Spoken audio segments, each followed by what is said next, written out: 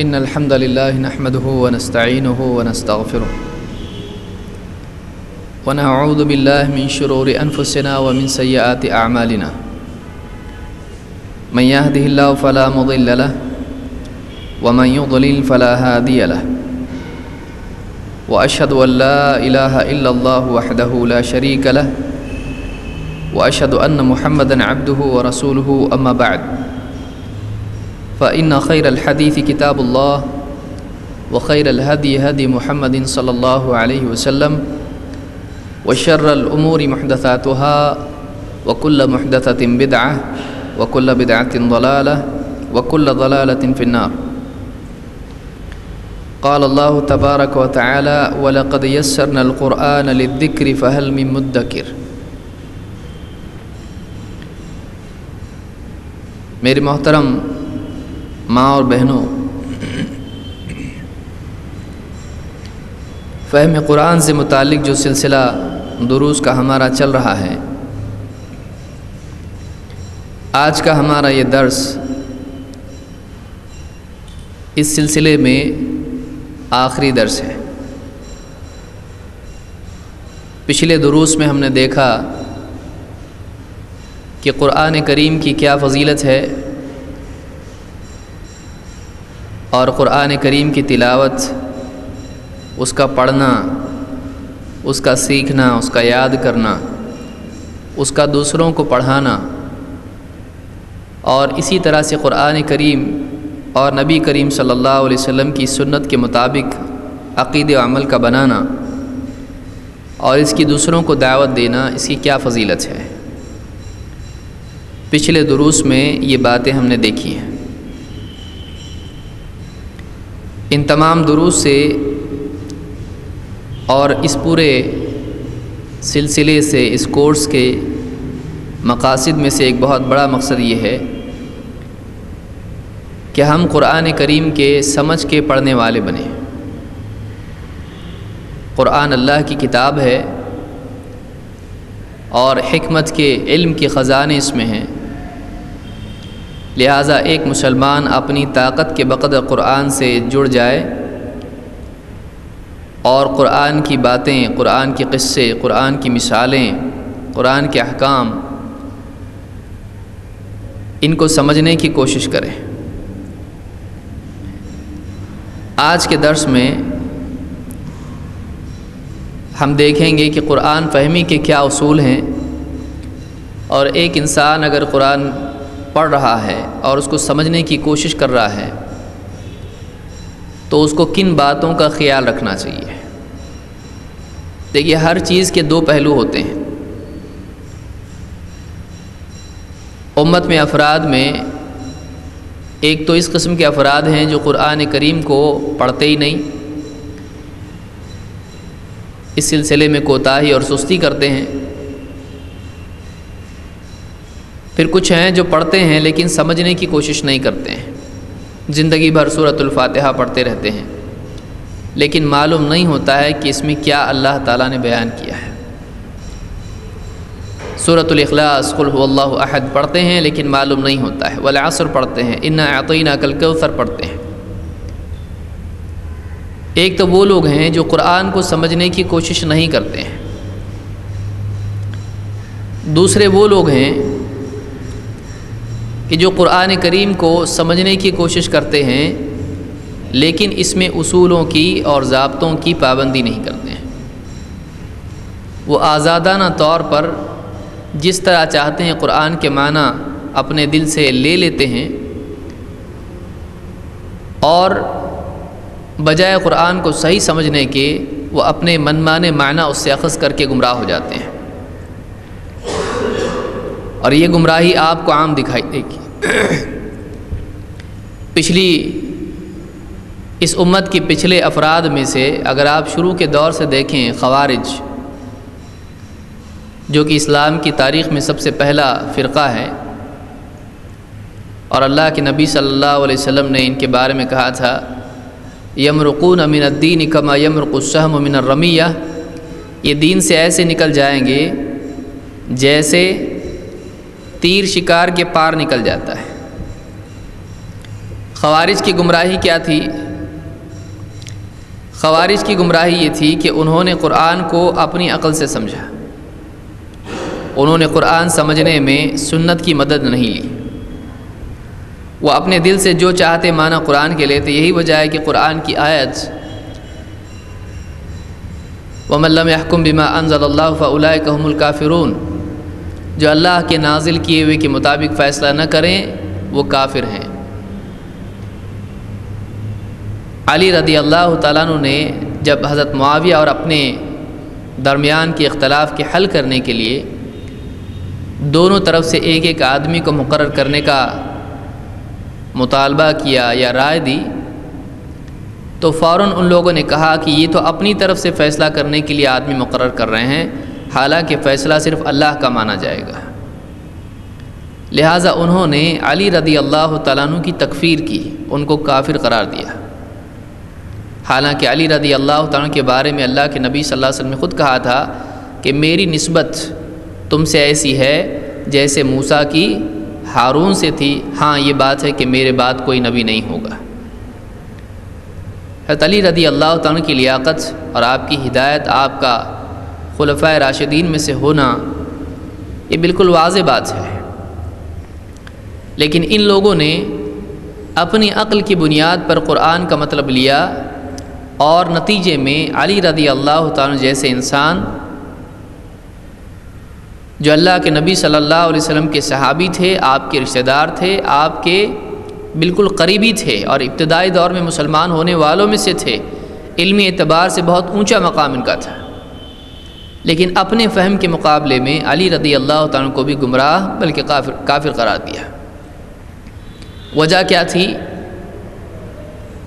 آپ نے فرمایا کہ یقرؤون القرآن لا یجاوز حناجرہم، یہ لوگ قرآن پڑھیں گے لیکن قرآن ان کے حلق سے آگے نہیں گزرے گا، قرآن ان کے حلق سے آگے نہیں بڑھے گا۔ دو معنی علماء نے اس بات کے بیان کیے ہیں، یہ مسلم وغیرہ میں حدیث موجود ہے کہ بعد میں ایسے لوگ آئیں گے کہ وہ قرآن پڑھیں گے، آپ نے اس سے پہلے بھی سنا اس روایت کو کہ وہ قرآن پڑھیں گے لیکن قرآن ان کے حلق سے آگے نہیں جائے گا۔ ایک بات علماء نے کہی کہ حلق سے آگے نہیں جائے گا، یعنی حلق سے تلاوت اور قرأت سے آگے بڑھ کر دل تک نہیں جائے گا، کیونکہ دل سمجھتا ہے، ان کو تلاوت کی توفیق ملے گی لیکن قرآن کریم کے صحیح فہم کی توفیق ان کو نہیں ملے گی، وہ قرآن کو صحیح سمجھیں گے نہیں، وہ ان کے دل تک نہیں جائے گا، اور وہ غلط طور پر قرآن کو سمجھیں گے اور اپنی طرف سے دوسروں کو بھی فتوے دیں گے اور خود بھی گمراہ ہوں گے، دوسروں کو بھی گمراہ کریں گے۔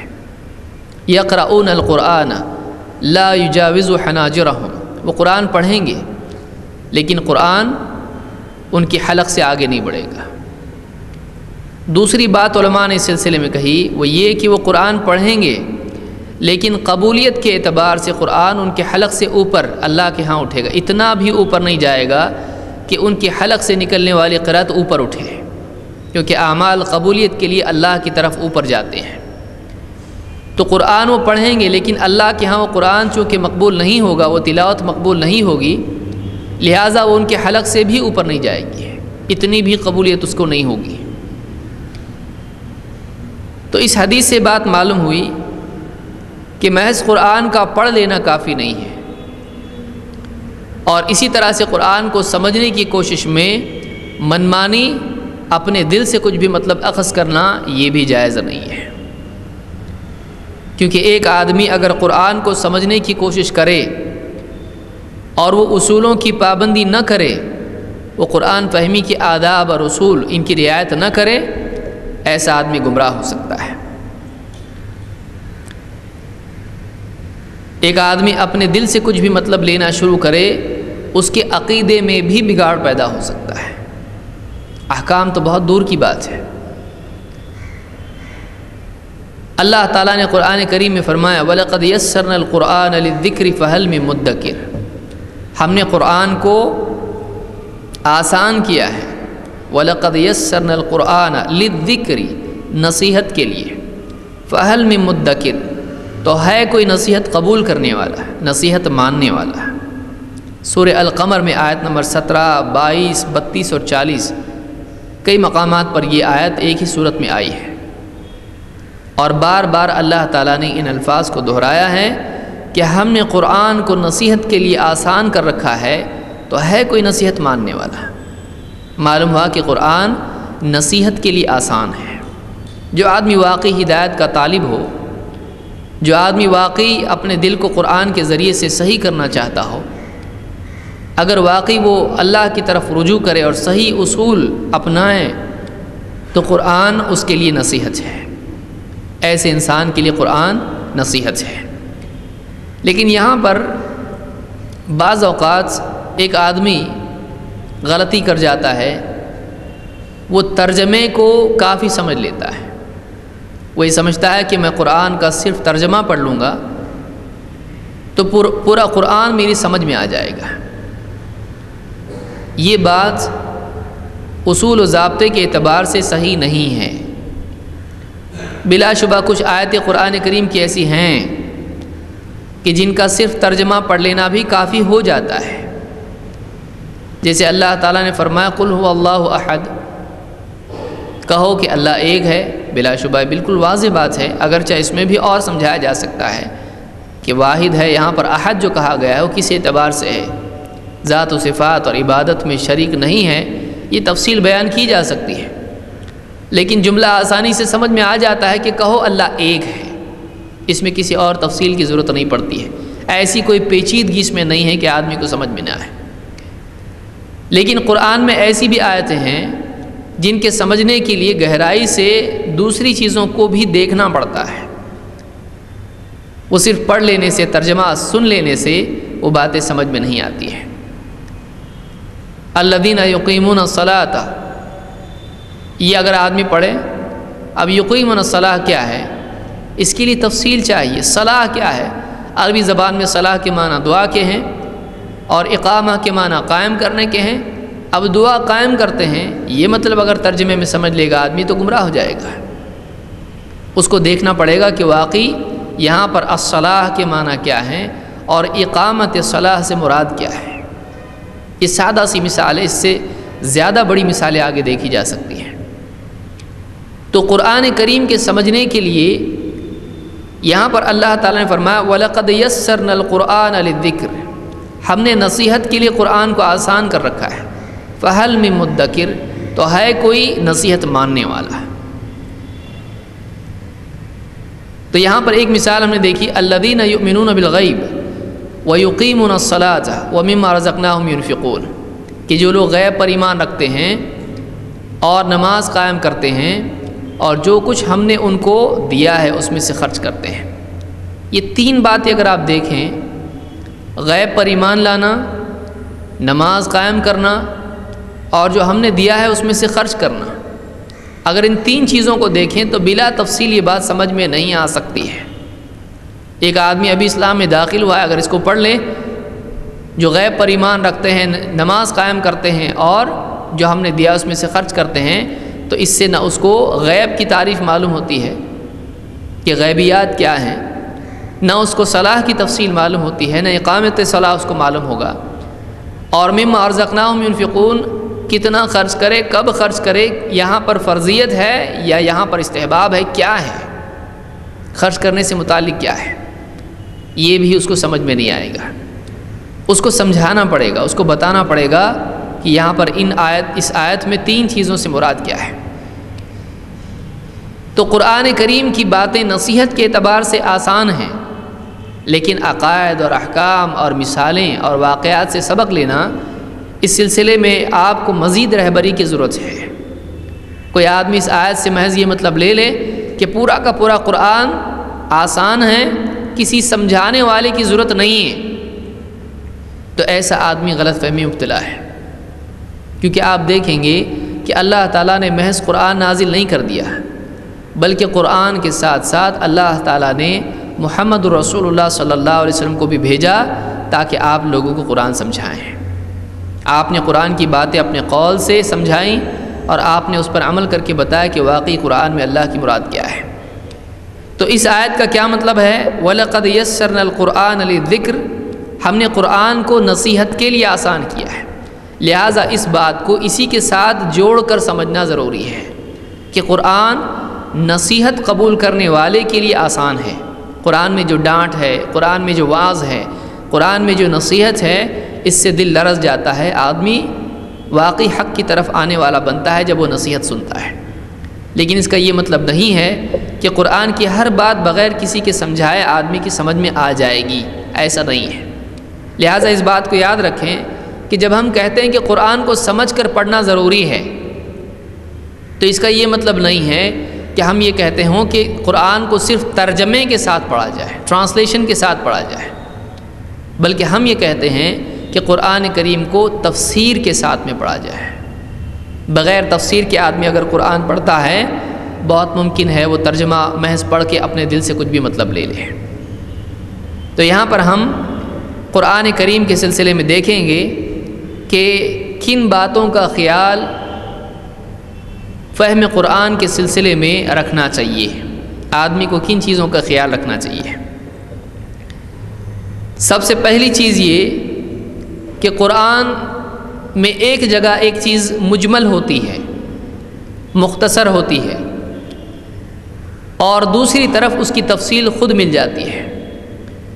لہٰذا ایک بات کو آپ وہیں سے مطلب اس کا تلاش کرنے کی کوشش کریں، آپ کو نہیں ملے گا۔ آپ کو دوسری آیات سے وہ بات جوڑ کے سمجھنے کی کوشش کرنی پڑے گی، تب جا کر پوری بات آپ کی سمجھ میں آئے گی۔ اگر آپ قرآن کے ایک حصے کو اسی سے سمجھنے کی کوشش کریں، بہت ممکن ہے آپ کو اس کی وضاحت نہ ملنے کی وجہ سے آپ کچھ اور مطلب لے لیں۔ مثال کے طور پر قرآن کریم میں سورۃ البقرہ میں آیت نمبر 34 میں اللہ تعالیٰ فرماتا ہے وَإِذْ قُلْنَا لِلْمَلَائِكَةِ اسْجُدُوا لِآدَمَ فَسَجَدُوا إِلَّا إِبْلِيسَ، سورۃ البقرہ آیت نمبر 34۔ اور جب ہم نے فرشتوں سے کہا اسجدوا لآدم، آدم کو سجدہ کرو، فسجدوا تو سب نے سجدہ کیا، الا ابلیس سوائے ابلیس کے۔ اگر ایک آدمی اس آیت کو یہاں دیکھے تو بہت ممکن ہے وہ یہ اس سے استدلال کرنا شروع کر دے کہ ابلیس فرشتوں ہی میں سے تھا، کیونکہ یہاں کیا کہا جا رہا ہے، جب ہم نے فرشتوں سے کہا کہ آدم کو سجدہ کرو تو سب نے کیا سوائے ابلیس کے۔ بہت ممکن ہے آدمی یہ سمجھ لے کہ ابلیس بھی فرشتوں میں سے تھا، کیوں؟ کیونکہ خطاب فرشتوں سے تھا، تو سب نے سجدہ کیا، لیکن استثناء ایکسیپشن کس کے لیے ہے؟ یہاں ابلیس کے لیے ہے۔ تو لا محالہ ایک آدمی اس طرح سے مطلب لے گا کہ ابلیس بھی فرشتوں میں سے تھا، حالانکہ ایسا نہیں ہے۔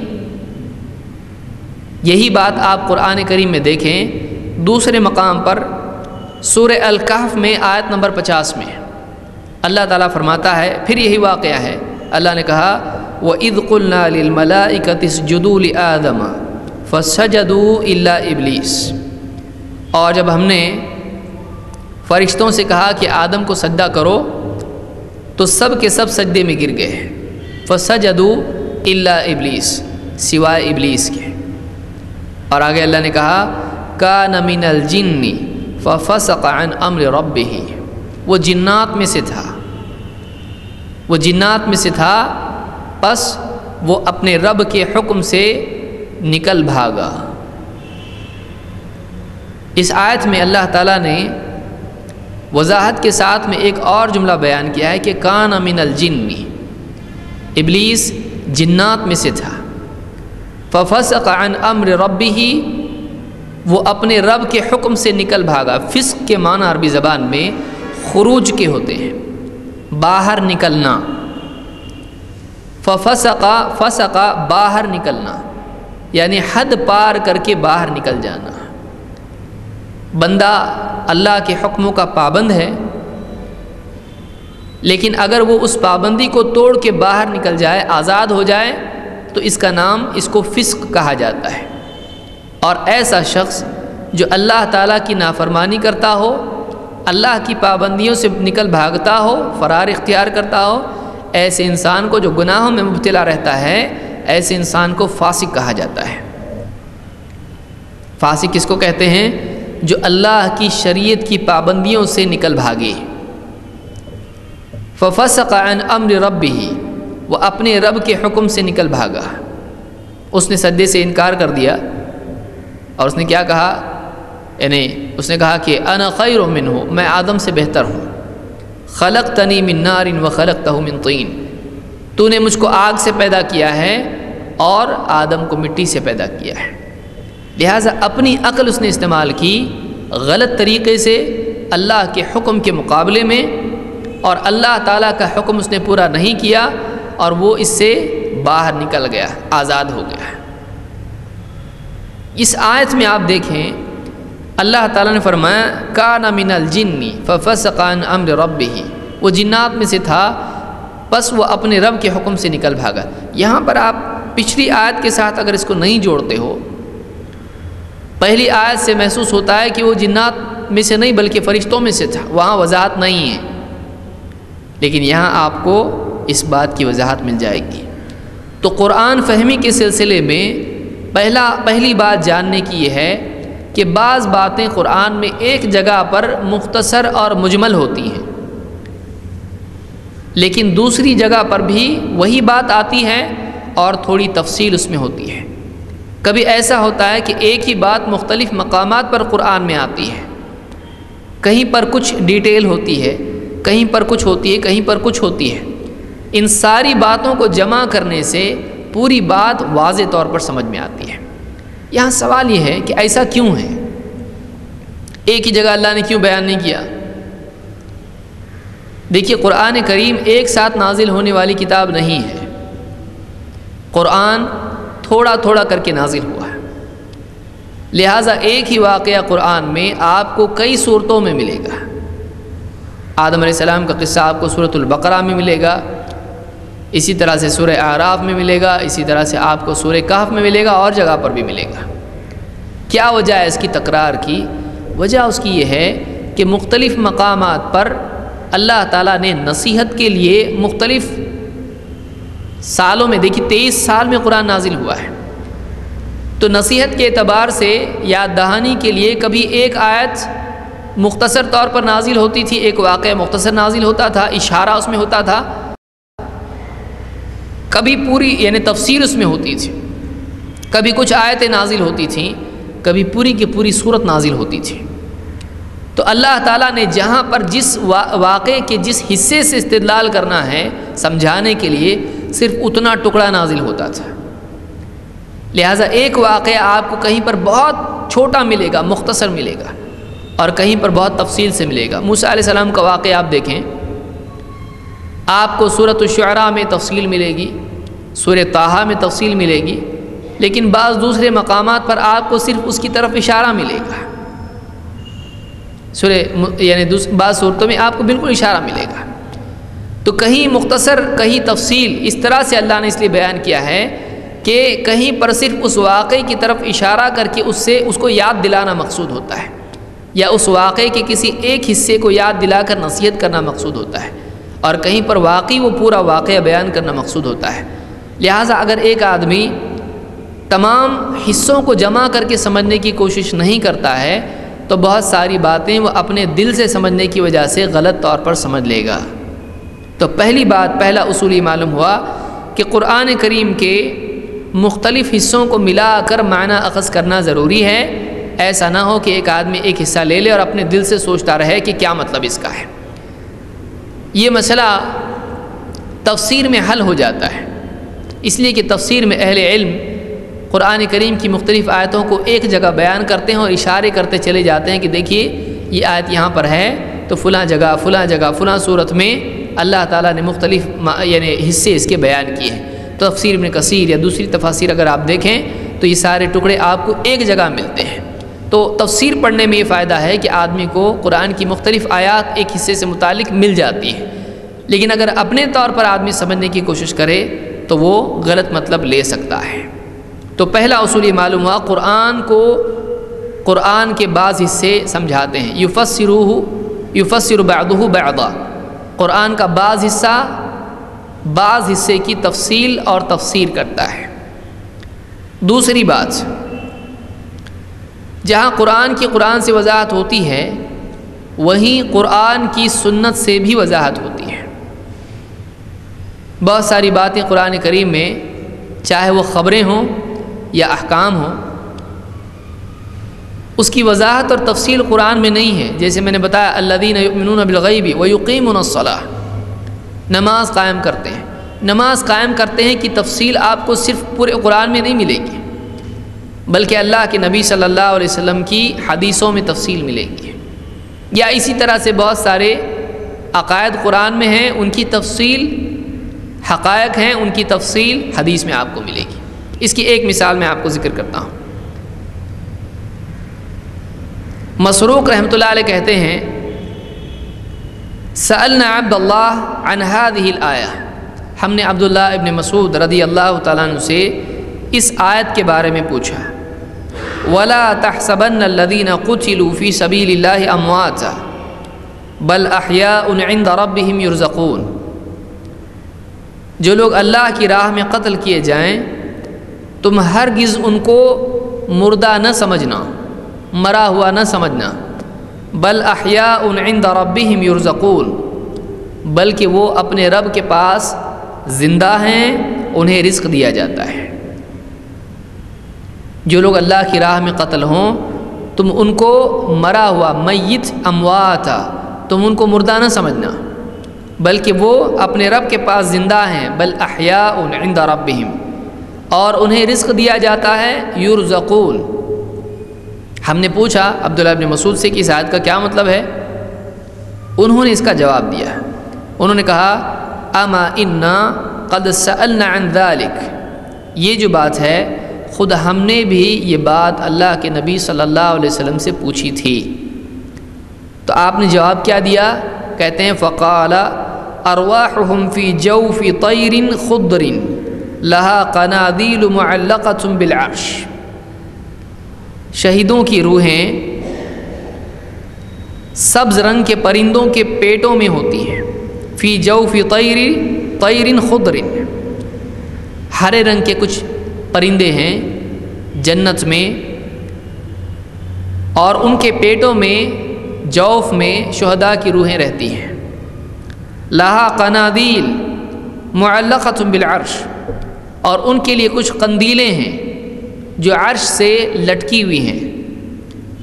تسرح من الجنت حیث شاءت ثم تأوی الی تلک القنادیل، وہ روحیں شہداء کی جنت میں جہاں چاہتی ہیں سیر کرتی ہیں، گھومتی پھرتی ہیں، پھر اس کے بعد واپس اپنی قندیل کی طرف لوٹ آتی ہیں. فاطلع الیہم ربہم اطلاعۃ فقال هل تشتہون شیئا، ان کا رب ان کی طرف متوجہ ہوا تو ان سے پوچھا کہ کیا تمہاری کوئی چاہت ہے، کسی چیز کی تم کو خواہش ہے. قالوا ای شیء نشتہی ونحن نسرح من الجنت حیث شئنا، انہوں نے جواب دیا کہ اللہ ہم کس چیز کی خواہش کریں، ہمیں اور کیا چاہت ہو سکتی ہے، ہم تو جنت میں جہاں چاہتے ہیں گھومتے پھرتے ہیں. ففعل ذلك بهم 3 مرات، اللہ تعالیٰ نے 3 مرتبہ ان سے پوچھا تمہاری کوئی خواہش ہے، تمہاری کوئی خواہش ہے، اس طرح سے 3 بار پوچھا. فلما رأوا انہم لن یترکوا من ان یسألوا، جب ان شہداء نے دیکھا کہ انہیں جواب دیے بغیر کوئی راستہ نہیں ہے، جواب دینا ہی پڑے گا کیونکہ اللہ بار بار پوچھ رہا ہے.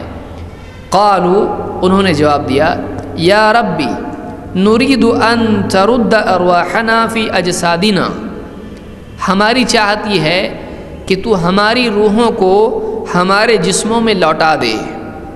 حتی نقتل فی سبیلک مرۃ اخری، تاکہ ہم دوبارہ تیری راہ میں اسی طرح سے قتال کریں، جنگ کریں جیسے ہم پہلے کرائے ہیں. فلما رأى ان لیس لهم حاجۃ ترکوا، جب اللہ نے دیکھا کہ ان کو کوئی حاجت نہیں ہے تو اللہ نے ان کو چھوڑ دیا. اس کو امام مسلم نے کتاب الامارہ میں ذکر کیا ہے. یہاں پر آپ اس تفصیل میں کئی باتیں ہم کو سیکھنے ملتی ہیں، ہم ایک ایک کر کے دیکھیں گے. یہاں پر سب سے پہلی بات یہ کہ قرآن کی آیت وَلَا تَحْسَبَنَّ الَّذِينَ قُتِلُوا فِي سَبِيلِ اللَّهِ أَمْوَاتًا، جو لوگ اللہ کی راہ میں قتل ہوتے ہیں تم ان کو ہرگز مردہ مت سمجھنا، بل احیاء عند ربہم، بلکہ وہ زندہ ہیں اللہ کے پاس، اپنے رب کے پاس، یرزقون، انہیں رزق دیا جاتا ہے۔ اس کے کیا معنی ہے؟ ان کا زندہ ہونا کس اعتبار سے ہے؟ یہ کہاں اپنے رب کے پاس زندہ ہیں تو کہاں ہیں؟ رزق دیا جاتا ہے کا مطلب کیا ہے؟ یہ جو تفصیل ہے یہ آپ کو کہاں ملے گی؟ یہ آپ کو قرآن میں ملے گی؟ نہیں، بلکہ اس کی حقیقت اور اس کی تفصیل خود جب تابعین نے صحابی عبداللہ ابن مسعود رضی اللہ عنہ سے پوچھی تو انہوں نے کہا کہ یہی سوال تو ہم نے بھی اللہ کے نبی صلی اللہ علیہ وسلم سے پوچھا تھا، لہٰذا آپ نے یہ سمجھایا کہ واقعی اس آیت کا مطلب کیا ہے۔ تو ایک بات یہاں یہ سمجھ میں آئی کہ قرآن کی باتوں کی تفصیل اللہ تعالیٰ نے اپنے نبی صلی اللہ علیہ وسلم کو بھی سمجھائی، آپ کو سمجھائی، اور آپ کے اوپر ذمہ داری تھی کہ آپ ان باتوں کی تفصیل امت کو بیان کریں۔ ان باتوں کی وضاحت جو قرآن میں آئی ہیں آپ امت کو سمجھائیں، آپ امت کو وضاحت کریں۔ قرآن کریم میں اللہ تعالیٰ نے سورہ النحل میں آیت نمبر 44 میں فرمایا وَأَنزَلْنَا إِلَيْكَ الذِّكْرَ لِتُبَيِّنَ لِلنَّاسِ مَا نُزِّلَ إِلَيْهِمْ وَلَعَلَّهُمْ يَتَفَكَّرُونَ، اے نبی ہم نے آپ کی طرف یہ نصیحت کی کتاب، یہ ذکر، یہ نصیحت، یاد دہانی نازل کی ہے، قرآن۔ وَأَنزَلْنَا إِلَيْكَ الذِّكْرَ، یہ ذکر، یہ نصیحت، ذکر کے معنی یاد دہانی اور نصیحت کے ہوتے ہیں۔ یہ نصیحت کی کتاب، یہ یاد دہانی اے نبی ہم نے آپ کی طرف نازل کی ہے۔ ہر آدمی کے گھر میں اللہ نے قرآن بھیجا؟ نہیں، اللہ نے قرآن کہاں دیا؟ محمد الرسول اللہ صلی اللہ علیہ وسلم کو۔ اللہ نے یہ آپ کو عطا کیا۔ صرف قرآن پہنچانے کی ذمہ داری دی؟ نہیں، اللہ نے کیا فرمایا؟ لِتُبَيِّنَ لِلنَّاسِ مَا نُزِّلَ إِلَيْهِمْ، تاکہ اے نبی آپ لوگوں کو، تُبَيِّنَ، یُبَيِّنُ کا مطلب ہوتا ہے واضح کرنا، بیان کے معنی واضح کرنا۔ بانا عربی زبان میں کہتے ہیں، بانا کا مطلب ہوتا ہے دو چیزوں کو الگ الگ کر دینا، ایک چیز الگ ہو جانا دوسری چیز سے، اسی پر سے ہے بیان۔ کہ بہت ساری چیزیں کنفیوژن والی ہوں تو ایک آدمی واضح کر دے کہ دن کیا ہے، رات کیا ہے، صحیح کیا ہے، غلط کیا ہے، اندھیرا کیا ہے، اجالا کیا ہے، یہ بیان ہوتا ہے، یہ وضاحت ہوتی ہے۔ لِتُبَيِّنَ لِلنَّاسِ مَا نُزِّلَ إِلَيْهِمْ، تاکہ اے نبی آپ واضح کر کے بتا دو کہ آپ کے رب کی طرف سے آپ کے پاس کیا نازل ہوا ہے، مَا نُزِّلَ إِلَيْهِمْ، کیا نازل ہوا ہے آپ کے رب کی طرف سے، آپ واضح کر کے بتا دو۔ وَلَعَلَّهُمْ يَتَفَكَّرُونَ، اور تاکہ وہ غور کریں، تاکہ وہ غور کریں آپ کی بات میں، آسمان و زمین میں، دیکھیں کہ جو قرآن کی باتیں ہیں وہ کتنی واقعی حقیقت ہیں۔ وَلَعَلَّهُمْ يَتَفَكَّرُونَ، تاکہ وہ غور کریں۔ تو یہ سورہ النحل کی آیت نمبر 44 ہے، اس میں کیا کیا باتیں معلوم ہوئی؟ نمبر 1 کہ یہ قرآن آپ صلی اللہ علیہ وسلم کی طرف نازل کیا گیا، ہر آدمی کو نہیں دیا گیا۔ ہر آدمی کے گھر میں اللہ نے فرشتہ بھیج کے ایک ایک قرآن کا نسخہ دیا ہو، ایسا اللہ نے نہیں کیا، بلکہ یہ کتاب محمد عربی صلی اللہ علیہ وسلم پر نازل ہوئی، اور آپ کو یہ ذمہ داری دی کہ نہ صرف قرآن کے الفاظ آپ پہنچائیں بلکہ قرآن کے معنی بھی آپ پہنچائیں۔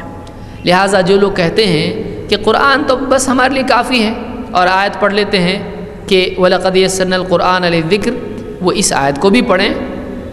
اس میں ایک بات یہ بھی یاد رکھیں کہ بہت سارے ہمارے بھائی اور بہت ساری بہنیں ورڈ ٹو ورڈ قرآن پڑھتی ہیں۔ ہم یہ نہیں کہتے ہیں کہ یہ غلط ہے، ہم یہ کہتے ہیں کہ یہ کافی نہیں ہے اور اس کو کافی سمجھ لینا غلط ہے۔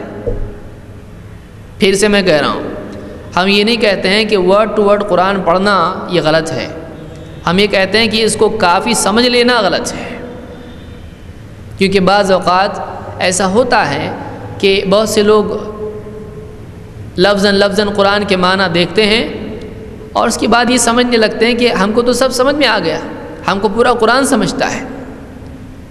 آپ دیکھیں صحابہ کو نہیں سمجھ رہا ہے، نبی کے پاس جانا پڑ رہا ہے سمجھنے کے لیے، اور ایک آدمی آسانی سے صرف الفاظ قرآن کے عربی زبان کے سمجھ لے اور وہ سمجھے کہ قرآن کی پوری بات سمجھ میں آ گئی ہے، تو یہ صحیح نہیں ہے۔ تو اس آیت میں بتایا گیا ہے لِتُبَيِّنَ لِلنَّاسِ مَا نُزِّلَ إِلَيْهِمْ، تاکہ اے نبی آپ کی طرف، آپ کے رب کی طرف سے جو کچھ آیا ہے آپ اس کو لوگوں کے لیے واضح کر دیں۔ لِتُبَيِّنَ لِلنَّاسِ، معلوم ہوا کہ نبی صلی اللہ علیہ وسلم پر قرآن کی وضاحت کی ذمہ داری تھی، اور آپ کی وضاحت کے بغیر ایک آدمی پوری طرح سے سمجھ نہیں سکتا ہے کہ واقعی قرآن میں کیا ہے۔ آپ کی وضاحت کے بغیر ایک آدمی واقعی سمجھ نہیں سکتا ہے کہ قرآن میں کیا ہے۔ جیسے اقامت الصلاۃ ہے، یقیمون الصلاۃ، نماز قائم کرتے ہیں، آپ نے فرمایا وصلوا کما رأیتمونی اصلی، تم ویسے نماز پڑھو جیسے مجھ کو پڑھتا دیکھتے ہو۔ رکوع کے معنی عربی زبان میں کیا ہیں؟ جھکنے کے۔ سجدے کے معنی عربی زبان میں کیا ہیں؟ نیچے گرنے کے۔ لیجئے اب قرآن میں رکوع کا حکم ہے، سجدے کا حکم ہے۔ صلاح کا مطلب کیا ہے؟ دعا کے۔ زکاہ کا مطلب کیا ہے؟ پاکی۔ تو پاکی کس اعتبار سے؟ زکوٰۃ ادا کرنا کیا ہے؟ پاکی ادا کرنا، صاف ستھرا ہونا، کیا مطلب ہے اس کا؟ زکوٰۃ کے معنی بڑھنے اور پاک ہونے کے ہیں۔ تو آپ بتائیے کیا کریں گے یہاں پر؟ جب تک کہ اللہ کے نبی صلی اللہ علیہ وسلم کی تشریح نہیں دیکھیں گے کہ آپ نے زکوٰۃ کس مال میں رکھی، آپ نے زکوٰۃ کی کتنی مقدار رکھی، آپ نے روزانہ زکوٰۃ دینے کے لیے کہا، مہینے میں ہر جمعہ کو، سال میں آپ نے کب بتایا زکوٰۃ، کیسے سمجھ میں آئے گا؟ سبزی ترکاری پر زکوٰۃ ہے یا نہیں؟ استعمال کی چیزوں پر، سواری پر زکوٰۃ ہے یا نہیں؟ گھر پر زکوٰۃ ہے یا نہیں؟ کیسے معلوم پڑے گا؟ کیونکہ وَمِمَّا رَزَقْنَاهُمْ يُنْفِقُونَ، جو کچھ ہم نے بطور رزق ان کو دیا ہے اس میں سے خرچ کرتے ہیں، تو کیا گھر میں سے بھی صدقہ کرنا پڑے گا؟ کیونکہ گھر بھی تو اللہ کا دیا ہوا ہے۔ کیا مطلب ہے اس کا؟ واقعی جب تک کہ آدمی اللہ کے نبی صلی اللہ علیہ وسلم کی تشریح نہیں دیکھے گا، قرآن کو صرف ترجمہ پڑھ کے اگر سمجھے گا، گمراہ بھی ہو سکتا ہے۔ اسی لیے ہم ترجمہ نہیں تفسیر کہتے ہیں، اور تفسیر میں سب آتا ہے، تفسیر میں سب آتا ہے۔ تو دوسری بات یہ معلوم ہوئی کہ نبی صلی اللہ علیہ وسلم کی تفسیر کے بغیر آدمی قرآن کو نہیں سمجھ سکتا ہے۔ ایک آدمی کے لیے ضروری ہے کہ وہ اپنی عقل اور ترجمے کے مقابلے میں نبی کریم صلی اللہ علیہ وسلم کی تفہیم، آپ نے جو سمجھایا اس کی طرف رجوع کرے، یہ اس کے لیے زیادہ بھلائی ہے۔ یہاں پر کچھ اور چیزیں اس حدیث سے ہمارے سامنے آتی ہیں، وہ یہ کہ جو مثال یہاں پر ذکر کی گئی ہے کہ جن لوگوں کو، جو لوگ اللہ کی راہ میں قتل ہو، ان کو مردہ مت کہو، کیا واقعی وہ دنیا سے نہیں گئے؟ ظاہر بات ہے ان کے دنیا سے جانے کے بعد ان کی بیویاں بیوہ ہو جاتی ہیں، بچے یتیم ہو جاتے ہیں۔ اگر واقعی وہ زندہ ہے تو اسی طرح سے ہوں گے۔ کیا وہ دنیاوی زندگی ہے؟ وہ دنیاوی زندگی نہیں ہے۔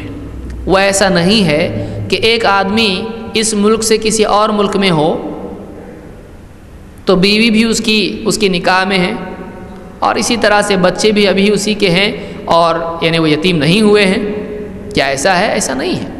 جیسے کوئی سعودی چلا جائے یا کوئی کسی اور ملک میں چلا جائے تو بیوی دوسرا نکاح نہیں کر سکتی ہے، اسی کی نکاح میں باقی ہے۔ لیکن کیا یہاں پر یہی معاملہ ہے؟ نہیں، بلکہ وہ دنیا سے جا چکے ہیں، لیکن وہ اللہ کے پاس حیات ہیں، دنیا میں نہیں۔ دیکھیے الفاظ کیا ہیں؟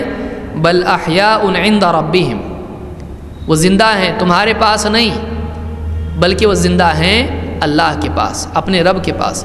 اپنے رب کے پاس زندہ ہے کی تفصیل آپ بتا سکتے ہیں؟ نہیں، جب تک کہ آپ حدیث کی طرف رجوع نہ کریں۔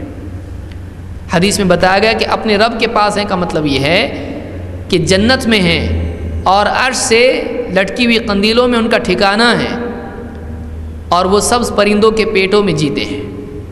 ان کی روحوں کو ان پرندوں کے پیٹوں میں ڈال دیا گیا ہے۔ یہاں جسم تھا، وہاں ایک جسم دوسرا ان کے پاس ہے۔ اور یرزقون، رزق دیا جاتا ہے۔ کیا دنیا سے روٹیاں اور سالن اور کھانا کھاتے ہیں؟ نہیں۔ کیا قبر میں کھا رہے ہیں؟ نہیں۔ یرزقون کا مطلب یہ ہے کہ وہ جو جسم اللہ نے ان کو وہاں دیا ہے، وہ پرندے جنت میں جہاں چاہتے ہیں سیر کرتے ہیں، اور جنت کی غذا کھاتے ہیں، دنیا کی نہیں۔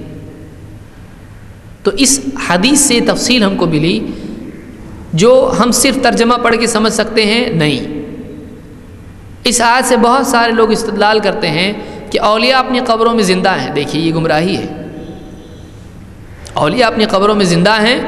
ایک تو یہ آیت اولیاء کے بارے میں نہیں ہے، قتلوا فی سبیل اللہ، اللہ کی راہ میں قتل ہونے والوں کے لیے ہے، جو اللہ کی راہ میں قتل ہوں، یہ آیت ان کے لیے ہے۔ لہٰذا ہر آدمی جو نیک ہوتا ہے اگر وہ بستر پر مرتا ہے تو یہ آیت اس کے لیے نہیں ہے۔ دوسری بات یہ کہ یہ جو حیات ہے یہ دنیاوی نہیں ہے، یہ آخرت کی یا برزخی حیات ہے۔ اگر دنیاوی حیات ہوتی تو بیوی نکاح میں باقی رہتی، وہ بیوہ نہیں ہوتی ہے۔ آپ سورہ آل عمران یا دوسری صورت پڑھیں، سورہ بقرہ میں بھی آپ دیکھیں تو آپ کو ملے گا، اس سورہ نساء میں آپ کو ملے گا فَانْكِحُوا مَا طَابَ لَكُم مِّنَ النِّسَاءِ، یہ جو جس پس منظر میں نازل ہوا ہے، یا اسی طرح سے دوسری آیتیں نازل ہوئی ہیں جو احد میں جتنی عورتیں بیوہ ہو گئی تھیں شہداء کی، ان سے نکاح کے سلسلے میں حکم نازل ہوا کہ جو لوگ نکاح کرنا چاہیں وہ 2 3 4 نکاح کر لیں۔ تو بیوہ کا نکاح ہی نہیں ہونا چاہیے کیونکہ اس کا شوہر ابھی زندہ ہے۔ کہ کوئی اگر شہید ہوتا ہے اللہ کی راہ میں، اس کی بیوی نکاح نہ کرے، کیوں؟ اس لیے کہ اس کا شوہر زندہ ہے۔ تو جواب میں یہی کہا جائے گا وہ دنیا میں زندہ نہیں ہے، وہ اللہ کے پاس زندہ ہے۔ دنیا کی مدت اس کی ختم ہو گئی، دنیا کے اعتبار سے اس کو دفن کیا گیا ہے، لیکن وہ اللہ کے پاس زندہ ہے۔ اب اس آیت کو زبردستی اولیاء کے لیے فٹ کرنا یہ غلط ہے، کیونکہ اس کے لیے گنجائش یہاں پر نہیں ہے۔ آپ جانتے ہیں کہ شہداء جو قتل ہوتے ہیں اللہ کی راہ میں، ان کی جنازے کی نماز نہیں پڑھی جاتی ہے، انہیں غسل نہیں دیا جاتا ہے، لیکن اولیاء چاہے کتنا بھی نیک آدمی ہو، اس کی جنازے کی نماز پڑھی جاتی ہے، اس کو غسل دیا جاتا ہے، اس کا حکم الگ ہے، اس کا حکم الگ ہے۔ لہٰذا اس آیت کو ہر ایک پر فٹ کرنا یہ صحیح نہیں ہے۔ یہی سے گمراہی شروع ہوتی ہے کہ آدمی ایک بات لیتا ہے، اس کو کئی دوسری جگہ پر فٹ کرنے کی کوشش کرتا ہے، جو کہ صحیح نہیں ہوتا ہے۔ تو اس حدیث سے اس آیت کی وضاحت ہوتی ہے جو اللہ تعالیٰ نے جس میں بیان کیا ہے کہ شہداء کو میت مت کہو، اور وہ زندہ ہیں اپنے رب کے پاس اور رزق دیا جاتا ہے، انہیں رزق دیا جاتا ہے۔ یہ دوسری بات ہم کو معلوم ہوئی کہ قرآن کی آیتیں، قرآن کی خبریں، قرآن کے عقائد، قرآن کی باتیں سمجھنے کے لیے ہم کو پہلے تو قرآن ہی کی طرف رجوع کرنا چاہیے، اس کے ساتھ سنت کی طرف رجوع کرنا چاہیے کہ سنت میں بھی بہت ساری وضاحت اس کی مل جاتی ہے۔ اس سے پہلے اپنی طرف سے کچھ بھی طے کر لینا یہ گمراہی ہے۔ نمبر 3، قرآنی احکام کی عملی تطبیق کے لیے سنت کی طرف رجوع کرنا چاہیے۔ ایک تو ہم نے دیکھا عقائد اور خبریں، دوسرے یہ کہ قرآن میں حکم بھی ہیں، کیا کرنا ہے، کیسے کرنا ہے، اس کی تفصیل ہم کو اللہ کے نبی صلی اللہ علیہ وسلم کی سنت سے ملتی ہے، حلال و حرام کے سلسلے میں، اور اسی طرح سے کئی اور احکام ہیں کہ اللہ کے حکموں کو پورا کیسے کیا جائے۔ اگر ہم سنت کی طرف رجوع نہیں کرتے ہیں تو بہت ممکن ہے ہم کچھ کا کچھ مطلب لیں گے اور اللہ جو چاہتا ہے اس کی بجائے کچھ اور کرنے والے ہو جائیں گے۔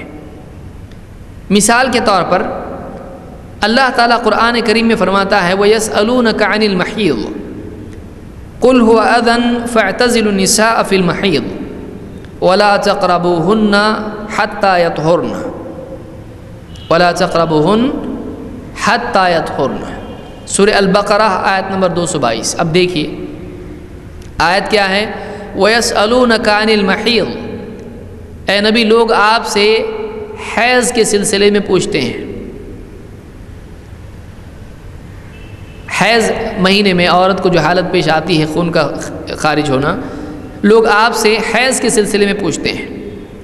قُلْ هُوَ أَذًى، اے نبی آپ کہیے یہ اذن، اذا کے معنی عربی زبان میں گندگی کے لیے بھی آتا ہے، نجاست کے لیے، اور اسی طرح سے تکلیف دینے والی چیز کے لیے بھی استعمال ہوتا ہے، اور یہ دونوں چیزیں یہاں پر جمع ہو سکتی ہیں کیونکہ عورت اس حالت میں کمزوری میں پہنچ جاتی ہے اور اس سے طبیعت کو تکلیف بھی ہوتی ہے، اور اس میں نجاست چونکہ ہے اس لیے آدمی کی مزاج کو اس سے کراہت بھی محسوس ہوتی ہے۔ قل هو اذن، اے نبی آپ کہیے کہ وہ گندگی ہے، تکلیف کی چیز ہے۔ فاعتزلوا النساء فی المحیض، لہٰذا تم عورتوں سے حیض کی حالت میں کنارہ کشی اختیار کر لو۔ اعتزال کا مطلب ہوتا ہے دور ہو جانا، دور رہنا۔ فاعتزلوا النساء فی المحیض، تم حیض کی حالت میں جو عورتیں ہیں، تم اے مردو، شوہر کے لیے حکم ہے، فاعتزلوا النساء فی المحیض، تم حیض کی حالت میں ان سے دور رہو۔ ولا تقربوهن حتی یطہرن، اور بالکل بھی ان کے قریب مت جانا جب تک کہ وہ پاک نہ ہو جائیں اچھی طرح سے، یطہرن، جب تک کہ وہ پاک نہ ہو جائیں ان کے قریب مت جانا۔ لیجئے اب اگر آپ صرف ترجمہ پڑھیں گے تو پہلی بات تو یہ ہے کہ یہاں پر فاعتزلوا النساء فی المحیض، عورتوں سے حیض کی حالت میں دور رہو، یہ حکم باپ کے لیے ہے، بیٹے کے لیے ہے، بھائی کے لیے ہے، شوہر کے لیے ہے، اس آیت میں نہیں ہے۔ دوسرا یہ کہ دور رہنا یہ کس اعتبار سے ہے؟ کیا بالکل اس سے فاصلہ رکھا جائے کہ اس گھر میں ہی نہ جائے جس میں عورت حیض والی ہو؟ کتنے فیٹ کا فاصلہ اس سے رکھے، کتنے میٹر اس سے دور رکھے؟ یہاں پر یہ نہیں بتایا گیا ہے۔ یہ دوری چھونے کے اعتبار سے ہے، نزدیکی کے اعتبار سے ہے، یا بیوی سے صحبت کرنے کے اعتبار سے ہے، یہاں کچھ نہیں بتایا گیا ہے۔ یہاں بس کہا گیا ہے حیض کی حالت میں عورتوں سے دور رہو، بلکہ اس کی اور تاکید بڑھ گئی ہے کہ کب تک دور رہنا ہے، تو یہاں پر بتایا گیا ہے وَلَا تَقْرَبُوهُنَّ حَتَّى يَطْهُرْنَ، اور بالکل بھی ان کے قریب مت جانا یہاں تک کہ وہ پاک ہو جائیں۔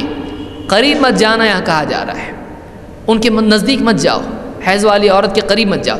ڈکشنری کے اعتبار سے اگر آپ دیکھو گے تو کسی آدمی کو لگے گا اس سے زیادہ اور پڑھنے کی ضرورت کیا ہے، اور تحقیق کی ضرورت کیا ہے؟ اللہ نے صاف کہہ دیا عورتوں کے قریب مت جاؤ، بس قریب نہیں جانا، دور رہو ان سے، ان کے رینج میں نہ جاؤ، ان کو چھو مت، یہ اپنے آپ غلط ثابت ہوگا، کیونکہ جب قرب منع ہے تو چھونا زیادہ برا ہے۔ لہٰذا ہو سکتا ہے کوئی آدمی اس آیت کو پڑھ کے اگر اس پہ فوراً عمل شروع کر دے تو لوگوں کو وہ یہ فتویٰ دینے لگے گا کہ حیض کی حالت میں عورت کو چھونا حرام ہے، کیونکہ قرآن میں اللہ تعالیٰ نے اس سے منع کیا ہے کہ قریب بھی مت جاؤ، لہٰذا جب قریب مت جاؤ تو چھونا تو اور برا ہوا۔ لیجئے یہ غلط مطلب اس نے لے لیا، لیکن وہ یہ سمجھ رہا ہوگا کہ میں واقعی تقویٰ پر چل رہا ہوں، میں عورت سے دور رہ کے اللہ کے حکم پر عمل کر رہا ہوں اور ثواب کی نیت وہ رکھے گا، حالانکہ یہ جاہلیت والا عمل ہے، حالانکہ یہ یہودیوں والا عمل ہے۔ یہود کیا کرتے تھے؟ حیض کی حالت میں عورت سے ایک دم دور رہتے تھے، چھوتے تک نہیں تھے اس کو۔ آج بھی ان کی جو تورات ہے اس میں آپ کو ملے گا کہ حیض کی حالت میں عورت جن چیزوں کو چھوئے وہ بھی نجس ہو جاتی ہیں، وہ بھی ناپاک ہو جاتی ہیں، ان چیزوں کے چھونے سے بھی آدمی ناپاک ہو جائے گا۔ دیکھیے، لیکن قرآن میں یہ بات جو کہی گئی ہے واقعی اس کا مطلب کون سمجھائے گا؟ وہی سمجھائے گا جس پر قرآن نازل ہوا ہے، محمد رسول اللہ صلی اللہ علیہ وسلم۔ آپ نے اس کا کیا مطلب سمجھایا؟ آئیے دیکھتے ہیں۔ انس بن مالک رضی اللہ عنہ کہتے ہیں ان الیہود کانوا لا یجلسون مع الحائض فی بیت ولا یأکلون ولا یشربون، یہودی جو مدینہ میں یہودی تھے حائضہ عورت کے ساتھ ایک گھر میں بیٹھتے تک نہ تھے۔ لا یجلسون مع الحائض فی بیت، جس گھر میں حائضہ ہو اس گھر میں یہودی بیٹھتے نہیں تھے۔ ولا یأکلون ولا یشربون، اور ایسی عورت کے ساتھ جیسے بیوی ہے اس کے ساتھ کھاتے پیتے بھی نہیں تھے، بالکل اس کا چھونا ہی غلط، وہ کھانا نہیں پکا سکتی، اس کا جوٹا وغیرہ ناپاک، سب کچھ غلط۔ قال فذکر ذلک للنبی صلی اللہ علیہ وسلم، یہ بات اللہ کے نبی صلی اللہ علیہ وسلم کے سامنے بیان کی گئی۔ فانزل اللہ ویسألونک عن المحیض قل هو اذن فاعتزلوا النساء فی المحیض، لوگ آپ سے حیض کے بارے میں پوچھتے ہیں، اے نبی آپ بتا دیجئے کہ وہ گندگی ہے، تم عورتوں سے حیض کی حالت میں دور رہو۔ اللہ کے نبی صلی اللہ علیہ وسلم نے فرمایا فقال رسول اللہ صلی اللہ علیہ وسلم اصنعوا کل شیء الا الجماع، بیوی کے ساتھ تم سارے تعلقات رکھ سکتے ہو سوائے جماع کے، انٹرکورس کے، صحبت کے۔ اب دیکھیے بات تو بالکل بدل گئی۔ قرآن اللہ نے کس سلسلے میں نازل کیا؟ یہودیوں کے سلسلے میں۔ یہودیوں کا مسئلہ تھا کہ وہ بیویوں کے ساتھ بالکل دور رہتے تھے، حیض کی حالت میں کھاتے پیتے تک نہیں تھے، چھوتے نہیں تھے، بلکہ اس گھر میں نہیں جاتے تھے جس میں حائضہ عورت ہو۔ اب اس عمل کو اللہ کے نبی صلی اللہ علیہ وسلم کے سامنے ذکر کیا گیا کہ یہود کا ایسا طریقہ ہے۔ اب اسلام کا کیا حکم ہے؟ وہ حکم بتانے کے لیے قرآن کی آیت نازل ہوئی، اور محمد رسول اللہ صلی اللہ علیہ وسلم نے اس آیت کی وضاحت کرتے ہوئے کہا کہ تم حیض کی حالت میں جب بیوی ہو تم اس کے ساتھ تمام تعلقات رکھ سکتے ہو سوائے جماع کے، صرف جماع منع ہے، بیوی کو چھونا غلط نہیں، اس کی روٹیاں بنائی ہوئی کھانا جائز، بلکہ اس میں کوئی قباحت نہیں، برائی نہیں، اس سے تعلق، اس کے قرب اختیار کرنا اس سے یہ بھی منع نہیں، جماع منع ہے۔ لیکن ایک آدمی قرآن کی آیت اگر پڑھے گا بہت ممکن ہے اس کا کچھ مطلب لینا شروع کر دے، اس سے وہ چھونا بھی حرام کر دے گا۔ حالانکہ اللہ کے نبی صلی اللہ علیہ وسلم کے سلسلے میں عائشہ رضی اللہ تعالیٰ فرماتی ہیں کہ میں حیض کی حالت میں ہوتی اور اللہ کے نبی صلی اللہ علیہ وسلم اپنا سر میری گود میں رکھتے اور آپ قرآن کریم کی تلاوت کرتے ہیں۔ ایک حائضہ عورت کے اس کی گود میں سر رکھ کے نبی صلی اللہ علیہ وسلم قرآن پڑھ رہے ہیں، بتائیے اس سے زیادہ قرب اور کیا ہو سکتا ہے؟ کیوں کیا اللہ کے نبی صلی اللہ علیہ وسلم نے ایسا؟ تاکہ بعد کے زمانے کے لوگوں کو قرآن کی آیت کا مطلب سمجھنے میں غلطی نہ ہو، کہ دیکھو تم یہ ولا تقربوہن کا مطلب یہ نہ سمجھ لو کہ عورت سے بالکل دوری اختیار کی جائے، اتنا قرب کہ قرآن بھی پڑھا جا سکتا ہے اس کی گود میں سر رکھ کے، اور نبی کا سر اس کی گود میں، اس کا مطلب کوئی مسئلہ نہیں ہے۔ بلکہ آپ صلی اللہ علیہ وسلم کا طریقہ یہ تھا کہ آپ حضرت عائشہ رضی اللہ تعالیٰ عنہ ہڈی وغیرہ چوس کے اللہ کے نبی صلی اللہ علیہ وسلم کو دیتی تھی کھاتے وقت میں، تو آپ وہیں سے اس ہڈی پر منہ لگاتے تھے جہاں حضرت عائشہ نے منہ لگایا تھا، اور کسی برتن سے وہ پانی پیتی اور اللہ کے نبی صلی اللہ علیہ وسلم کو دے دیا کرتی تو آپ وہیں سے پیتے تھے جہاں سے حضرت عائشہ نے پیا ہے۔ اس سے دو باتیں معلوم ہوتی ہیں، ایک تو یہ کہ آپ نے سکھایا کہ بیوی سے اس طرح کی محبت کے معاملات کیے جا سکتے ہیں، آپ اپنی بیوی سے اس طرح سے شفقت اور نرمی اور محبت والا معاملہ کرتے تھے۔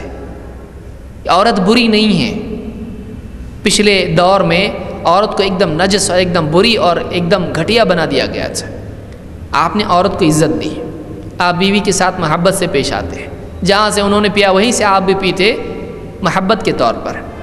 لیکن یہ صرف محبت نہیں تھی بلکہ یہ شریعت کی وضاحت بھی تھی کہ ایک عورت حیض کی حالت میں ہے، کیا اس کا لعاب ناپاک ہو جاتا ہے؟ آپ نے حضرت عائشہ رضی اللہ تعالیٰ کا جھوٹا وہاں سے برتن پہ منہ لگا کے پی کے بتایا کہ عورت ایسی حالت میں نجس نہیں ہوتی ہے، یہ شریعت کی وضاحت ہے۔ تو آیت سے بہت ممکن ہے، یہ قرب کون سا ہے؟ قرب کئی قسم کے ہو سکتے ہیں، نزدیکی کئی قسم کی ہو سکتی ہے۔ یہاں آپ نے بتایا کہ یہاں قرب سے مراد کیا ہے؟ جماع ہے، یہاں قرب سے مراد کیا ہے؟ تو یہ سمجھنے کے لیے آپ کو ڈکشنری کی طرف اگر آپ جاتے ہیں، اگر آپ دیکھتے ہیں لا ولا تقربوہن یقربو، ولا تقربوہن یقربو، کیا مطلب ہے اس کا؟ قریب مت جاؤ۔ اب قریب مت جاؤ کا مطلب آدمی اگر اپنے حساب سے لے گا کچھ اور مطلب آ جائے گا، لیکن یہاں پر نبوی معنی اگر دیکھے گا قریب مت جاؤ کا مطلب یہ ہے کہ اس سے جماع مت کرو، صحبت مت کرو۔ تو ایک بات یہاں پر، یہ تیسری بات یہ معلوم ہوئی کہ قرآنی احکام کو، ان کی عملی تطبیق، قرآن کے حکم ان پر عمل کرنے کے لیے صرف ترجمہ کافی نہیں ہے، صرف ڈکشنری کافی نہیں ہے، بلکہ اس پر عمل کرنے کے لیے اللہ کے نبی صلی اللہ علیہ وسلم کی سنت کی طرف رجوع کرنا بھی ضروری ہے۔ لہٰذا وہ لوگ جو صرف ترجمہ پڑھ لیتے ہیں، ورڈ ٹو ورڈ ہو یا جو بھی طرح کا ہو، اور یہ سمجھتے ہیں کہ بات تو سمجھ میں آ گئی، ان لوگوں کی اس میں بہت ساری غلطیاں ہو سکتی ہیں، وہ سمجھنے میں بہت غلطیاں کر سکتے ہیں کہ وہ کچھ کا کچھ مطلب آیتوں سے لینا شروع کریں گے صرف ترجمے کی وجہ سے۔ لہٰذا بہت ہی تاکید کے ساتھ ہم کہتے ہیں کہ ریڈ قرآن وتھ ایکسپلینیشن یا وتھ تفسیر، صرف میننگ نہیں۔ جو آدمی کہتا ہے کہ قرآن کو صرف ترجمے کے ساتھ پڑھو، وہ غلطی پر ہے۔ ہم یہ کہتے ہیں قرآن کو ترجمہ اور تفسیر کے ساتھ پڑھو، بغیر تفسیر کے قرآن سمجھ میں نہیں آئے گا۔ بہت ممکن ہے بعض آیتیں آ جائیں سمجھ میں، لیکن بہت ممکن ہے قرآن کی بہت ساری آیتیں سمجھ میں نہیں آئیں گی جب تک کہ آدمی تفسیر نہیں پڑھتا ہے۔ آپ دیکھیں، آپ قرآن میں پڑھ رہے ہیں انا اعطیناک الکوثر، اے نبی ہم نے آپ کو کوثر عطا کر دیا۔ آپ کہاں سے لائیں گے کوثر کس کو کہتے ہیں؟ قرآن میں کہاں ہے؟ الکوثر کا مطلب کیا ہے؟ اب نبی کو اللہ نے کوثر دیا، کیا دیا؟ الکوثر ڈکشنری میں آپ ڈھونڈیں گے خیر کثیر۔ الکوثر کے معنی کیا ہے؟ خیر کثیر، بہت زیادہ خیر۔ اس آدمی کو زندگی بھر معلوم نہیں ہوگا کہ اللہ کے نبی صلی اللہ علیہ وسلم نے اس آیت کے مطلب میں بتایا ہے کہ یہ ایک نہر ہے جو جنت میں ہے، اللہ تعالیٰ نے یہ مجھ کو دی ہے، اس کا نام الکوثر ہے۔ باقی خیر کثیر تو اللہ نے دی ہے، لیکن زندگی بھر اس آدمی کو یہ معلوم نہیں ہوگا کہ ایک نہر ہے جو جنت میں ہے، یہ اللہ تعالیٰ نے محمد رسول اللہ صلی اللہ علیہ وسلم کو عطا کی ہے۔ یہ کہاں معلوم پڑے گا؟ یہ حدیث میں معلوم پڑے گا۔ ایسی کئی مثالیں دی جا سکتی ہیں۔ تو ایک یہاں یہ بات سمجھنے کی ہے کہ ایک آدمی کے لیے قرآن کو صحیح سمجھنے کے لیے ضروری ہے کہ وہ سنت کی طرف بھی رجوع کرے۔ جو حدیث میں نے ذکر کی اصنعوا کل شیء الا الجماع، جماع کے سوا تم حائضہ عورت سے، یہ شوہر کے لیے ہے، سب کچھ کر سکتے ہو، یعنی بیوی کو چھو سکتے ہیں اور اس کے ساتھ تمام معاملات ہو سکتے ہیں جماع کے سوا اس حالت میں۔ بعض خواتین اور بعض مرد بھی کہتے ہیں کہ حیض کی حالت میں، جیسے عورت کہتی میں ناپاک ہوں، عورت کا یہ کہنا یا کسی بھی آدمی کا، جیسے کوئی آدمی جنابت کی حالت میں ہو، بیوی سے صحبت کی ہے تو کہتا ہے مولوی صاحب میں ناپاک ہوں۔ تو جنابت کی حالت ہو یا حیض کی حالت ہو، مومن مرد یا عورت کبھی ناپاک نہیں ہوتے ہیں، زندہ بھی اور مردہ بھی۔ مومن کبھی ناپاک نہیں ہوتا ہے۔ اس سلسلے میں وضاحت کے لیے میں ایک روایت ذکر کروں گا، بخاری وغیرہ میں روایت موجود ہے۔ ابو ہریرہ رضی اللہ تعالیٰ عنہ باہر نکلے جنابت کی حالت میں، اللہ کے نبی صلی اللہ علیہ وسلم، جنابت کی حالت کس کو کہتے ہیں؟ جب آدمی اس کو احتلام ہوا ہو، یا مرد یا عورت، یا اس نے صحبت کی ہو بیوی سے، تو دونوں جنابت کی حالت میں ہوتے ہیں۔ اس کو جنوبی کہتے ہیں، بعض لوگ جنبی بولتے ہیں، جنبی نہیں، وہ جنوبی ہے۔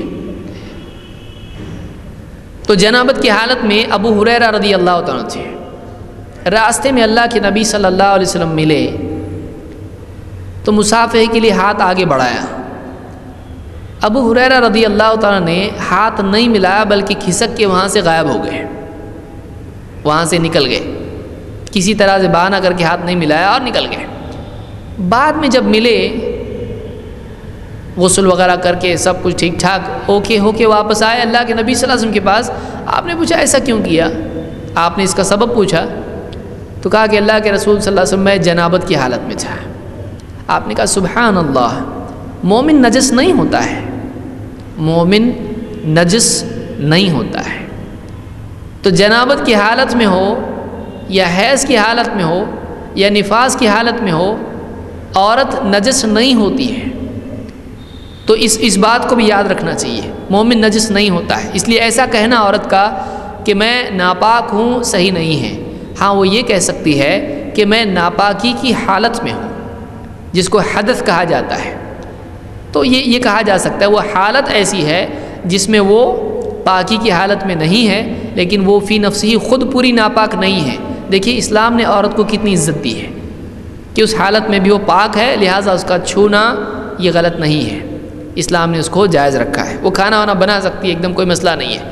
بعض گھروں میں جہالت کا حال یہ ہے کہ عورت ایک کونے میں بیٹھی رہتی ہے، وہ کسی برتن میں ہاتھ نہیں ڈالتی وغیرہ وغیرہ، گاؤں دیہات میں اس طرح کی چیزیں ہوتی ہیں۔ یہ دوسری قوموں کی چیزیں ہمارے مسلمانوں میں آ گئی ہیں۔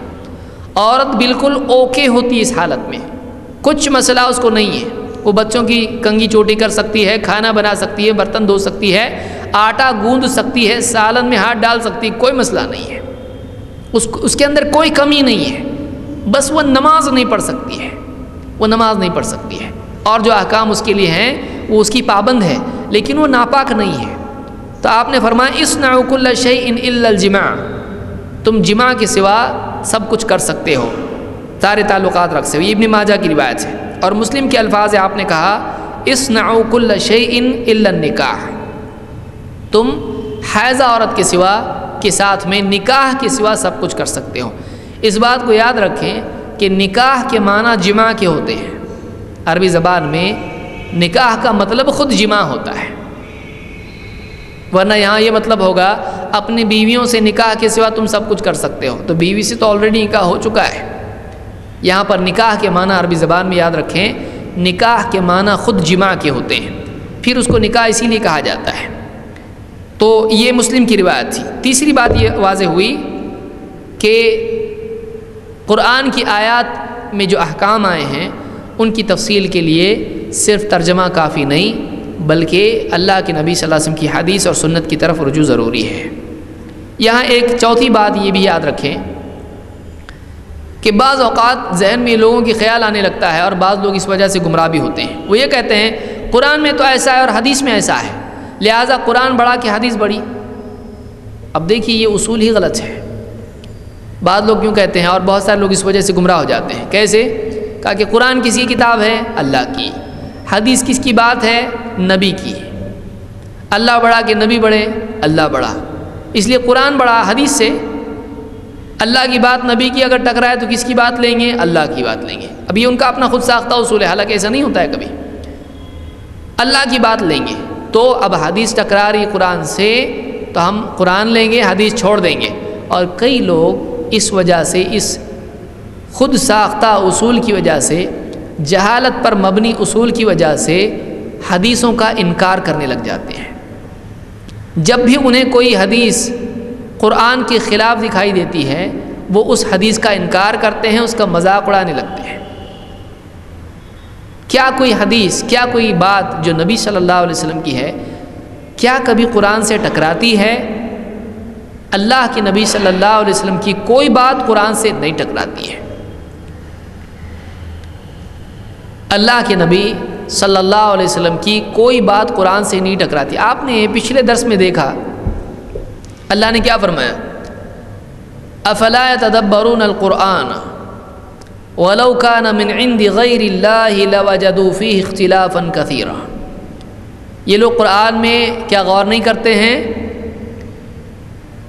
ولو كان من عند غیر اللہ، اگر یہ قرآن اللہ کی بجائے کسی اور کی طرف سے ہوتا، غیر اللہ کی طرف سے ہوتا، لوجدوا فیہ اختلافا کثیرا، اس میں یہ بہت سا اختلاف پاتے ہیں۔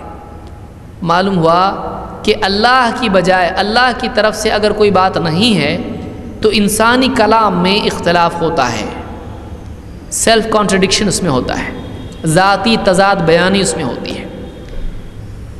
اب آپ دیکھیں کہ نبی کریم صلی اللہ علیہ وسلم کے پاس جو کچھ آیا ہے وہ کس کے پاس سے آیا ہے؟ کیا آپ نے اپنی طرف سے بیان کیا ہے؟ اللہ تعالیٰ قرآن کریم میں فرماتا ہے وَمَا يَنطِقُ عَنِ الْهَوَىٰ إِنْ هُوَ إِلَّا وَحْيٌ يُوحَىٰ۔ سورہ النجم میں اللہ نے کہا کہ یہ رسول جو کچھ کہتے ہیں، وَمَا يَنطِقُ عَنِ الْهَوَىٰ، یہ رسول اپنی خواہشات کی بنیاد پر بات نہیں کرتے ہیں۔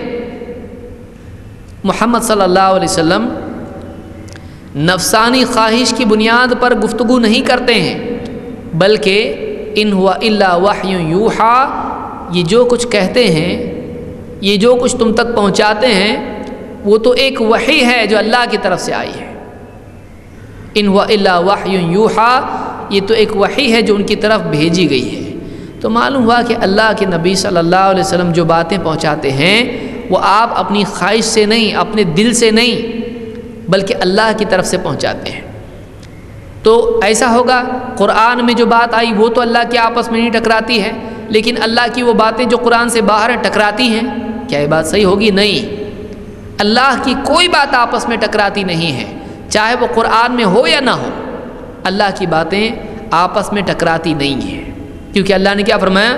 وَلَوْ كَانَ مِنْ عِنْدِ غَيْرِ اللَّهِ لَوَجَدُوا فِيهِ اخْتِلَافًا كَثِيرًا، اگر یہ اللہ کی بجائے کسی اور کی طرف سے ہوتا تو اس میں اختلاف ہوتا ہے۔ تو قرآن بھی اللہ کی طرف سے ہے اور قرآن کا فہم بھی اللہ کی طرف سے ہے۔ دیکھیے اگر قرآن کے علاوہ نبی صلی اللہ علیہ وسلم کی باتیں قرآن سے ٹکرانے والی ہوتی تو اللہ تعالیٰ کیوں کہتا وَأَنزَلْنَا إِلَيْكَ الذِّكْرَ لِتُبَيِّنَ لِلنَّاسِ مَا نُزِّلَ إِلَيْهِمْ، اے نبی یہ ذکر ہم نے آپ کی طرف نازل کیا ہے تاکہ آپ واضح کرو، آپ سمجھاؤ کہ اللہ کی طرف سے کیا نازل ہوا ہے۔ تو سمجھانے کی ذمہ داری نبی پر ہے۔ کیا یہ آپ کہہ سکتے ہیں کہ نبی نے اللہ کی بجائے اپنے دل سے کچھ بھی سمجھا دیا؟ اللہ نے کچھ نازل کیا، نبی نے کچھ سمجھا دیا؟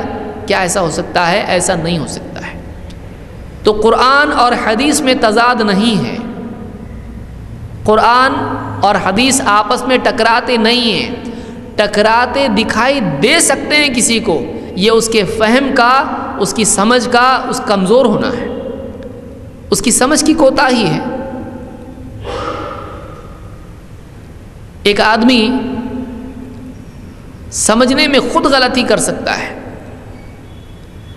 اگر واقعی آدمی غور کرے تو قرآن کی بات حدیث سے واضح ہوتی ہے۔ جیسے میں نے بتایا قرب کا یہاں معاملہ ہے، قرب سے اگر آپ مراد قرب لیتے ہیں تو نبی کی بات ٹکراتی دکھائی دے گی، لیکن قرب کے معنی جمع ہے، یہ وہ قرب ہے جو ہر ایک کو نہیں ہوتا ہے، بیوی شوہر کا قرب ہوتا ہے۔ تو یہاں پر اس قرب سے منع کیا گیا ہے، قرب کی حد ہے یہ، اس سے منع کیا گیا ہے۔ تو حدیث قرآن کی بات کو واضح کرتی ہے، اس سے ٹکراتی نہیں ہے۔ قرآن میں ایک بات عام ہوتی ہے، حدیث اس کو خاص کرتی ہے۔ قرآن میں ایک بات مجمل ہوتی ہے، شارٹ میں بیان ہوتی ہے، حدیث اس کو اور زیادہ پھیلا کے واضح کرتی ہے۔ ایک آدمی کی سمجھ میں وہ کچھ اور بات مطلب اس کا مطلب سمجھ لے قرآن کی آیت سے، تو اس کو حدیث قرآن سے ٹکراتی دکھائی دے گی۔ اس کو پہلے سمجھنے کی کوشش کرنا ہی نہیں ہے جب تک کہ وہ حدیث نہیں پڑھتا ہے۔ اس کو چاہیے کہ وہ قرآن کی بات کو حدیث کی روشنی میں سمجھے۔ کیوں؟ اس لیے کہ اللہ تعالیٰ نے قرآن کریم میں فرمایا ان علینا جمعہ وقرآنہ فاذا قرأناہ فاتبع قرآنہ ثم ان علینا بیانہ۔ سورہ القیامہ کی آیتیں آپ دیکھیں، اللہ نے کیا فرمایا؟ ان علینا جمعہ وقرآنہ، اے نبی آپ کے سینے میں قرآن کو جمع کر دینا اور اس قرآن کا آپ کی زبان سے آپ سے پڑھوانا ہمارے ذمے ہے۔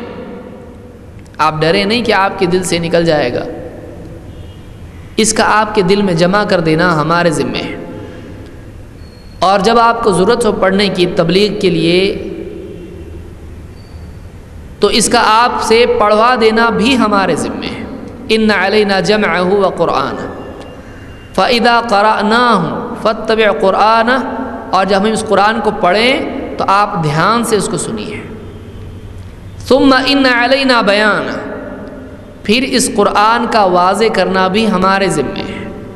دیکھیے یہاں پر اللہ نے دو چیزوں کی ذمہ لی ہے، قرآن کا نبی صلی اللہ علیہ وسلم کے سینے میں جمع کرنا، قرآن کے الفاظ کا آپ کو یاد کرا دینا، پھر اس کا بطور تبلیغ پہنچا دینا، آپ کی زبان مبارک سے نکلوانا۔ یہ دونوں چیزیں الفاظ سے متعلق ہیں، آپ کے دل میں جمع کرنا، آپ سے پڑھوانا، یہ ہمارے ذمے ہے۔ ایک اور چیز اللہ نے بیان کی، ثم، یہاں پر کہا پھر، ثم ان علینا بیان، پھر ان باتوں کا جو آپ کے دل میں جمع ہوئی ہیں، یہ جو الفاظ آپ کے سینے مبارک میں جمع ہیں، ان کا واضح کرنا بھی ہمارے ذمے ہے۔ تو اللہ کے نبی صلی اللہ علیہ وسلم کو صرف الفاظ اللہ نے نہیں دیے، بلکہ ان الفاظ کا، ان باتوں کا کیا مطلب ہے، یہ بھی اللہ نے اپنے نبی صلی اللہ علیہ وسلم کو سمجھایا۔ لہٰذا نبی کریم صلی اللہ علیہ وسلم کی باتیں قرآن کی تفہیم ہیں، قرآن کو سمجھانے والی ہے۔ اس لیے جو آدمی اللہ کے نبی صلی اللہ علیہ وسلم کی بات کا انکار کرتا ہے، وہ آدمی اس کو واضح کر دیا جائے یہ نبی کی بات ہے، پھر بھی اس کو نہ مانے، یہ کفر ہے، وہ اسلام کے دائرے سے نکل جاتا ہے۔ نبی کریم صلی اللہ علیہ وسلم کی حدیث کا انکار کرنا جانتے بوجھتے کفر ہے۔ تو اللہ کے نبی صلی اللہ علیہ وسلم کی بات یاد رکھیں، قرآن سے نہیں ٹکراتی ہے، بلکہ قرآن کے عموم کو خاص کرتی ہے۔ جیسے مثال کے طور پر آپ دیکھیں، اللہ نے فرمایا انما حرم علیکم المیتۃ والدم ولحم الخنزیر وما اہل بہ لغیر اللہ۔ اللہ تعالیٰ نے تم پر حرام کیا ہے، انما حرم علیکم، کیا کیا حرام کیا ہے؟ المیتہ، مردار، اپنی موت مرا ہوا جانور جس کو ذبح نہ کیا گیا ہو، المیتۃ، والدم، اور خون، دوسری جگہ قرآن میں ہے دم مسفوحا، بہتا خون، ولحم الخنزیر، خنزیر کا گوشت، خنزیر کا گوشت، خنزیر کا گوشت۔ بہت سارے لوگ خنزیر کا نام لینا ہی کہتے ہیں کہ نہیں، اس کو نام لینا بری بات ہے، قرآن میں اللہ نے نام لیا ہے اس کا، ولحم الخنزیر، خنزیر کا گوشت، وما اہل بہ لغیر اللہ، اور وہ جانور، وہ چیز جو اللہ کے سوا کسی اور کا نام اس پر لیا گیا ہو، اللہ کے سوا بتوں کا نام، بزرگوں کا نام اس پر لیا گیا ہو، ایسا کھانا جائز نہیں ہے، ایسا کھانا نہیں کھایا جا سکتا ہے، اللہ نے ایسی غذا حرام کر دی ہے۔ تو چار چیزیں یہاں پر بیان ہوئی، مردار، بہتا خون اور خنزیر کا گوشت، اور اسی طرح سے وہ چیز جس پر اللہ کے سوا کسی اور کا نام لیا گیا ہو۔ یہ سورہ البقرہ میں آیت نمبر 173 ہے۔ لیکن آپ دیکھیں گے کہ اللہ کے نبی صلی اللہ علیہ وسلم کی حدیث اس عام کو خاص کرتی ہے، عام حکم میں سے بتایا جا رہا ہے کہ کچھ چیزیں اس قاعدے سے باہر ہیں۔ مثال کے طور پر اللہ کے نبی صلی اللہ علیہ وسلم فرماتے ہیں احلت لنا میتتان، احلت لنا میتتان و دمان، ہمارے لیے دو چیزیں حلال کر دی گئی ہیں، دو مردہ اور دو خون، دو مردہ اور دو خون۔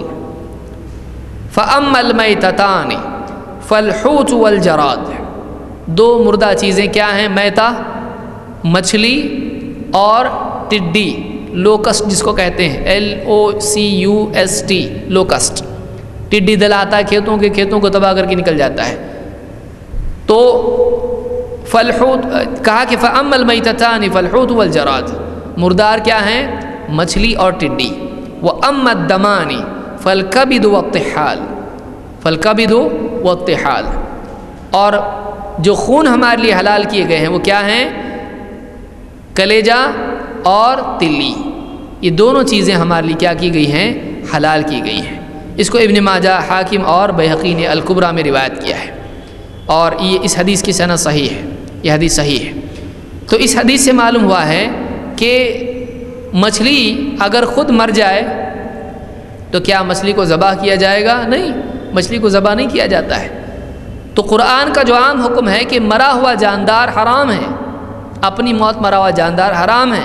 آپ نے مچھلی پکڑی، اس کو لایا آپ جال میں رکھا، اس کو نیچے کنارے پر ڈال دیا، اب اس مچھلی کو آپ نے ذبح نہیں کیا، وہ مر گئی، تو آیت کے اعتبار سے تو آپ کو لگے گا کہ یہ تو مر گئی ہے، تو یہ حرام ہو گئی ہے، اس کو ذبح کیا گیا نہیں کیا گیا، تو پھر یہ حلال ہے کہ حرام ہے؟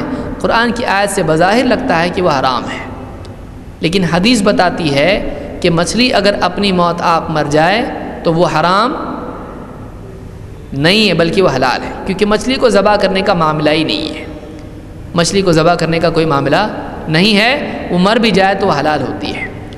تو یہ کیا ہے؟ اس کو استثناء کہتے ہیں، یہ تضاد نہیں ہے، یہ کانٹرڈکشن نہیں ہے، بلکہ یہ ایکسیپشن ہے کہ قرآن کے عام حکم میں سے ایک خاص حکم یہاں ذکر کیا گیا. ویسے ہی جیسے قرآن میں بتایا گیا ہے کہ مردار حرام ہے، لیکن قرآن ہی میں بتایا گیا ہے کہ اگر ایک آدمی مجبور ہو جائے تو اپنی جان بچانے کے لیے وہ مردار کھا سکتا ہے.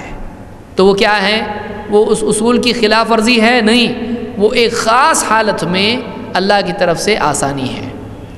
تو حدیث میں بھی اس طرح سے آسانیاں اللہ کے نبی صلی اللہ علیہ وسلم نے بیان کی ہیں. اس کو استثناء کہتے ہیں. اور اسی کی ایک مثال بخاری کی حدیث میں بھی ہم کو ملتی ہے، جس میں صحابہ نے بیان کیا کہ ایک سفر میں ہم گئے، ہمارے پاس کھانے کے لیے کچھ نہیں تھا، تو سمندر نے ایک مچھلی نکال کے پھینک دی ہمارے لیے عنبر، اور ہم اس کا گوشت کھاتے رہے. اور جب ہم مدینہ آئے تو ہمارے ساتھ ہی وہ گوشت تھا. اللہ کے نبی صلی اللہ علیہ وسلم نے ہم سے وہ طلب کیا اور آپ نے بھی اس میں سے کھایا. یہ اس بات کی دلیل تھی کہ جب نبی کھا رہا ہے تو حلال ہے. آپ نے لوگوں کے دل میں جو شک تھا یہ حلال ہے یا حرام، اس شک کو دور کرنے کے لیے آپ نے کھا کے بتایا کہ یہ حلال ہے. اس کو امام البخاری نے کتاب المغازی میں ذکر کیا ہے. تو اس حدیث سے اور اس آیت سے یہ بات معلوم ہوئی کہ قرآن کی آیتوں میں جو بات بیان ہوتی ہے، حدیث میں ان آیتوں کی وضاحت ہوتی ہے. لہٰذا کسی آدمی کا یہ سمجھنا کہ حدیث قرآن سے ٹکراتی ہے غلط ہے. حدیث قرآن سے نہیں ٹکراتی ہے، بلکہ حدیث قرآن کے احکام کی وضاحت کرتی ہے اور اس کے عموم کو خاص کرتی ہے. جو باتیں عام اصول قرآن میں ہوتے ہیں اس میں سے کچھ چیزوں میں چھوٹ ہوتی ہے، وہ حدیث میں معلوم ہوتا ہے، وہ حدیث میں ہم کو معلوم ہوتا ہے. تو یہ 4 اصول ہم نے آج دیکھے. انشاءاللہ مزید کچھ باتیں ہیں جو اگلے درس میں ہم دیکھیں گے قرآن فہمی کے اعتبار سے کیا اصول ہیں. کچھ سوالات اس سلسلے میں ہیں، ان کو دیکھ لیتے ہیں. سوال ہے کہ بکرے یا بڑے کی اوجڑی کھا سکتے ہیں یا نہیں؟ اگر اس کی صفائی کی جاتی ہے تو اس کے نہ کھانے کے لیے قرآن و سنت میں کوئی دلیل نہیں ہے، اس کو کھایا جا سکتا ہے، وہ گوشت ہی کے حکم میں ہے. اس کے بارے میں حدیث میں کوئی ممانعت وارد نہیں ہوئی ہے کہ یہ منع ہے کھانا، تو اس طرح کی کوئی دلیل ہم کو نہیں ملتی ہے. ورنہ کوئی آدمی کل کو کہے گا کہ جانور کی آنتیں بھی حرام ہیں، تو اس میں کوئی دلیل اس کی حرام ہونے کی نہیں ہے. اپنے دل سے کسی چیز کو ہم حرام نہیں کہہ سکتے ہیں. ہاں اگر کوئی چیز کھانے میں نقصان ہے تو ایسی چیز کھانا منع ہوتا ہے، اس لیے کہ وَلَا تَقْتُلُوا أَنفُسَكُمْ، اللہ نے کہا اپنے آپ کو قتل مت کرو. سوال ہے کہ حیض کی حالت میں سجدہ تلاوت کرنا ہے یا نہیں؟ حیض کی حالت میں سجدہ تلاوت کیا جا سکتا ہے، اس میں کوئی حرج نہیں ہے، اس میں کوئی حرج نہیں ہے.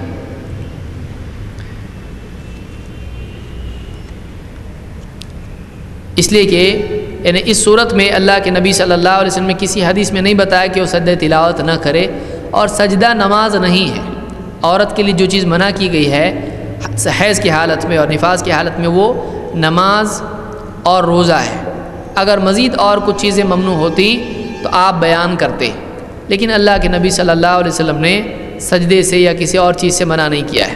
اگر کوئی کہتا ہے کہ سجدہ تو نماز میں ہوتا ہے، تو جب نماز منع ہے تو سجدہ بھی منع ہے، تو ہم کہیں گے کہ نماز میں ذکر بھی ہوتا ہے، تو جب نماز منع ہے تو ذکر بھی منع ہے، تو عورت کچھ بھی ذکر نہ کرے. کیا یہ اصول صحیح ہوگا؟ نہیں ہوگا. جیسے سجدہ نماز میں ہے ویسے ذکر بھی نماز میں ہے. اگر کل کی وجہ سے جز منع ہوتا ہے تو پھر جیسے پوری نماز منع ہے تو سجدہ منع کر دیا ہے، تو ایسی صورت میں اس آدمی کو چاہیے کہ وہ پورا ذکر ہی عورت کے لیے منع کر دے، کیونکہ نماز میں ذکر بھی ہوتا ہے. اللہ نے قرآن کریم میں خود فرمایا وَأَقِمِ الصَّلَاةَ لِذِكْرِي، نماز قائم کر میرے ذکر کے لیے. تو آپ بتائیے پھر کیا سارا ذکر عورت کے لیے منع کر دیں گے؟ بسم اللہ بھی بولنا منع اس کے لیے کھانا کھاتے وقت میں، اور الحمدللہ بھی منع، اور سلام بھی منع، کیونکہ سلام بھی اللہ کا نام ہے. کیا کریں؟ اس کو خاموش بٹھا دیں گے. روئی کے بستر پر اگر بچے پیشاب کر دے تو اس کو کس طرح پاک کیا جا سکتا ہے؟ حوالے کے ساتھ بیان کیجیے. دیکھیے کپڑا، جو بھی کپڑا ہو اس کو دھونے سے وہ پاک ہوتا ہے.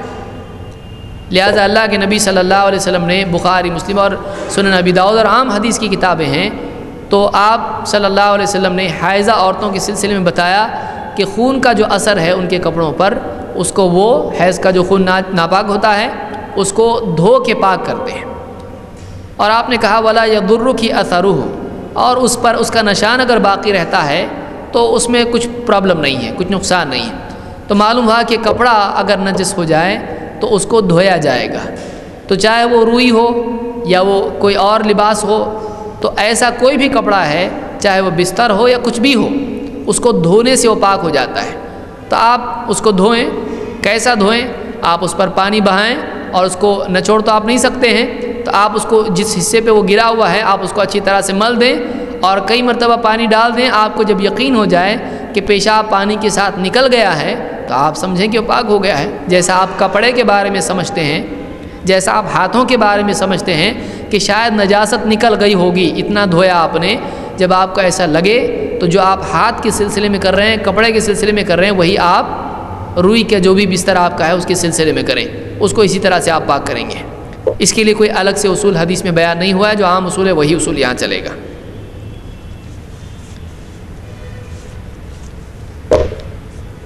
تہجد کی نماز کب تک پڑھی جا سکتی ہے؟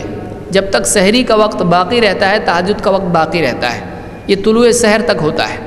طلوع سحر ابھی تقریباً سمجھ لیجئے 5:52 وغیرہ تک میں سمجھتا ہوں وقت ابھی ہے، تو تب تک کہ تہجد کی نماز پڑھی جا سکتی ہے۔ تقویم وغیرہ میں آپ دیکھ سکتے ہیں اس کو۔ نماز کی رکعتوں میں قرأت کی ترتیب ضروری ہے، مثلاً پہلی بڑی پھر چھوٹی۔ سنت یہ ہے کہ پہلی رکعت میں بڑی سورت پڑھی جائے اور دوسری میں چھوٹی، یہ بہتر ہے، لیکن اگر آگے پیچھے اس طرح سے ہو جاتا ہے تو اس میں کوئی حرج نہیں ہے۔ بہتر یہ ہے کہ ترتیب رکھی جائے، اگر نہیں رکھتے ہیں تو کوئی حرج نہیں ہے۔ اللہ کے نبی صلی اللہ علیہ وسلم صحابہ سے اس طرح ملتا ہے کہ صحابی مثال کے طور پر حضرت عمر رضی اللہ تعالیٰ نے پہلی صورت میں اور دوسری صورت میں فجر کی نماز میں آگے پیچھے صورت پڑھی ہے۔ سورہ یوسف اور سورہ ہود کے سلسلے میں آگے پیچھے اس طرح سے حضرت عمر سے ہوا ہے، بخاری میں یہ روایت ملے گی آپ کو۔ نماز کے بعد ہاتھ اٹھا کے دعا کرنے کا کیا طریقہ ہوگا؟ جیسے عام دعائیں ہیں ویسی دعا کر سکتے ہیں، لیکن ہمیشہ پابندی سے نہ کریں، کیونکہ اللہ کے نبی صلی اللہ علیہ وسلم سے اس طرح کی پابندی ثابت نہیں ہے۔ بعض صحابہ سے ہاتھ اٹھانے کا نماز کے بعد ذکر ملتا ہے، لیکن یہ بھی انفرادی ہونا چاہیے، اجتماعی ثابت مطلقاً نہیں ہے۔ اجتماعی دعا ہاتھ اٹھا کر نماز کے بعد، فرض نماز کے بعد ثابت نہیں ہے۔ عطر کا لگانا عورت کے لیے منع ہے یا نہیں؟ منع ہے، لیکن جنوں وغیرہ کے اثرات ہونے پر علاج کے وقت یہ کہا جا رہا ہے کہ جسم کو عطر لگائے رکھے، اس سے شیطان دور رہتا ہے، تو یہ بات کس حد تک صحیح ہے واضح کریں۔ عورت کے لیے فی نفسی ہی عطر لگانا منع نہیں ہے، لیکن عورت کا عطر لگا کر اجنبیوں کے سامنے سے گزرنا یہ منع ہے۔ اسی لیے اللہ کے نبی صلی اللہ علیہ وسلم سے کہا کہ ایک عورت جب عطر لگا کر باہر نکلتی ہے تاکہ لوگ اس کی خوشبو پائیں تو وہ بری عورت ہے۔ تو خوشبو لگانا خود غلط نہیں ہے۔ یہی وجہ ہے کہ آپ دیکھیں کہ جمعہ کی حدیثیں جو آئی ہیں اس میں کہا اللہ کے نبی صلی اللہ علیہ وسلم نے کہ عطر لگا کے آئے، مرد کے لیے کہا چاہے وہ عورت کا عطر کیوں نہ ہو۔ آپ حدیثیں اگر جمعہ کی دیکھیں تو چاہے وہ عورت کا عطر کیوں نہ ہو، تو عورتوں کے لیے بھی عطر ہے، لیکن وہ عطر لگا کے گھر سے باہر نہ جائیں۔ عورتیں عام طور سے گھر میں رہتی ہیں تو شوہر کے لیے وہ عطر اگر لگاتی ہیں تو کوئی حرج نہیں۔ دوسری بات یہ کہ عورت کا عطر ایک دم ایسا نہیں ہونا چاہیے کہ جو بالکل یعنی دور تک خوشبو محسوس ہو، بلکہ بہت ہلکا عطر وہ ہونا چاہیے، بہت ہلکا وہ ہونا چاہیے، اس کی خوشبو بہت ہلکی ہونا چاہیے کہ جو قریب ہے صرف اس کو محسوس ہو۔ ایسی نہیں کہ بہت دور تک کمرے میں اگر کوئی عورت آ جائے تو سب کے سر چکرا جائیں، ایسی خوشبو نہیں ہونا چاہیے، بلکہ ایسا عطر ہو کہ جو بالکل ہلکا ہو، بہت ہی یعنی خوشبو اس کی کم ہو، بہت ہی قرب سے وہ خوشبو محسوس ہو۔ تو اگر کوئی کہتا ہے اور باہر جانے کے لیے اس کو ضرورت پڑتی ہے تو ایسا عطر نہیں لگانا چاہیے، ایسا عطر نہیں لگانا چاہیے۔ ہاں گھر میں اگر ہے تو لگا سکتی ہے۔ عہد نامہ کیا ہے؟ بہت سے لوگ جنازے کے ساتھ عہد نامہ دفنانے کے لیے دیتے ہیں، اس طرح کا عہد نامہ قبر میں رکھنا بدعت ہے، یہ بدعت ہے، یہ ثابت نہیں ہے۔ سفر کے مہینے میں آخری بدھ کے کیا معنی ہے؟ سفر کے مہینے میں آخری بدھ کے معنی آخری بدھ ہے، اس سے زیادہ کچھ بھی نہیں ہے۔ اس طرح سے قرآن و سنت میں کچھ بھی نہیں آیا ہے سفر کے آخری بدھ میں یوں کرنا چاہیے تو کرنا چاہیے، میرے علم میں کوئی حدیث اس طرح کی نہیں ہے۔ تو بہت ساری خرافات لوگوں میں مشہور ہیں، لیکن اس کی کوئی اصل نہیں ہے، یا تو جھوٹی یا ضعیف حدیثیں ہوتی ہیں، یا تو اپنے دل سے لوگوں نے کچھ نہ کچھ نکالا ہوتا ہے۔ تو بہرحال یہ کچھ باتیں تھیں جن کا لحاظ ہم کو رکھنا چاہیے قرآن کے سمجھنے کے سلسلے میں۔ اللہ تعالیٰ قرآن کریم کو پڑھنے، سمجھنے، اس کے مطابق عمل کرنے اور اس کی دعوت دینے کی ہم کو توفیق عطا فرمائے۔ اقول قولی ھذا واستغفر اللہ لی ولکم۔